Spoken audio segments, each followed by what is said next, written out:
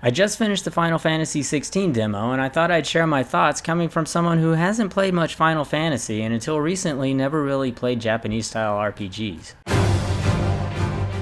I really didn't know what to expect from it, but I've had a pretty good grasp of what the game was going for. I just wasn't sure how well it would pull it off.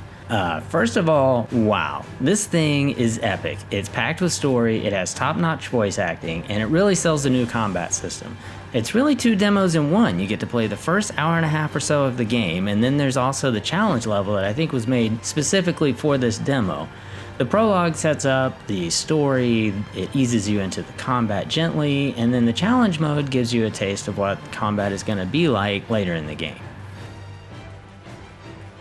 The pacing in this thing is incredible. It's not something I've ever really thought about in a demo before, but this thing whips you around in such an interesting way. There's this spectacle of a godlike creatures in a fight to the death, and there's a quiet moment before battle, there's political intrigue, in a few moments you're back to the spectacle, and that's just the opening of the damn thing. Sometimes when games like this really go all out and go for an epic story, you end up with something that's incoherent, or they get so focused on the cool visuals that there's no story to tie it together. This is different. I actually got a bit of the Game of Thrones vibe, believe it or not, but through a Final Fantasy lens. There are castles and politics and bloodlines, but there are also super expensive haircuts. Seriously, what is with all the hair? I'm really gonna sound like an outsider here, but it's such an anachronism to me that these hairstyles are on people who live in a society that doesn't even have indoor plumbing. But I digress.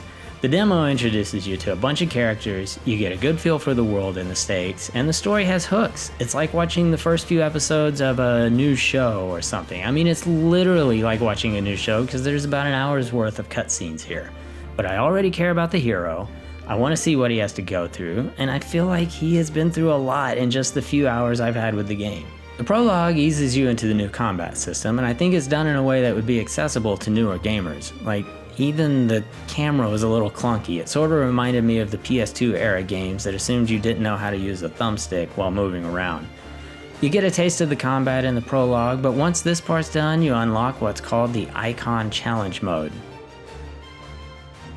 The prologue does a great job of setting up the story, but this is where the combat shines. In this level, you get to see what it's like to manage multiple power sets and cooldowns, and I think I mentioned the combat feels fluid, and that's really the best way I can describe it. There's a rhythm to it that's satisfying, and it was challenging but never too difficult. Now, if I'm saying it wasn't too difficult, then I'm sure there are people out there saying it was too easy. This is not Souls-like combat, at least it wasn't for me, and that's where the difficulty adjustments come in. One of my favorite things about this game is the way it approaches difficulty settings, which is to say, it doesn't have any. But it doesn't gatekeep the enjoyment behind some sort of get good requirement.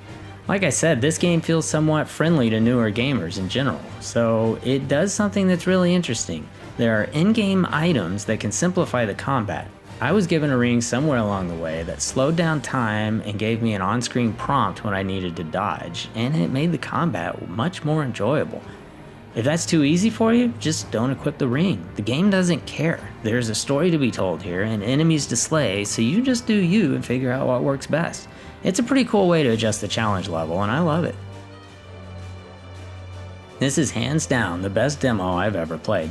They've managed to make me feel invested in the story, the progress I've made will transfer over to the full game, and there are no limits to how often or how long I play the demo.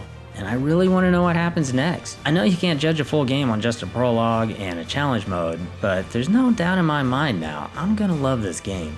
What more can you ask for from a demo? And if you enjoyed this video, there's a good chance you'll enjoy some of my other content, so hit that subscribe button, take a poke around, and thanks for watching.